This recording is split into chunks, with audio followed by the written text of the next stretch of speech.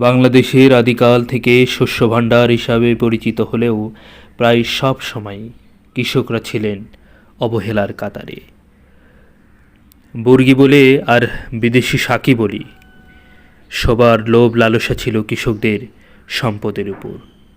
শোষণের পর শোষণ, শতাব্দীর পর শতাব্দী খাজনার ভার চাপিয়ে কৃষককে শোষিত করা হতো, তাই না? আর কষ্ট করে দিনমজুরের মতো খেটে এই কলগুলোতে পা চাপিয়ে দিন পার করত। কি দুর্বিষহ জীবন ছিল, তাই না? আমরা কি একবারও কল্পনা করতে পারি এখনও সেই দুর্বিষহ দিন কাটেনি কৃষকদের? এখনও কোনো কোনো গ্রামে এই রকম কল দেখতে পাওয়া যায়। এই কলটির নাম কি? আপনারা কমেন্ট করতে পারেন। আপনার এলাকায় কি নামে ডাকা হয়?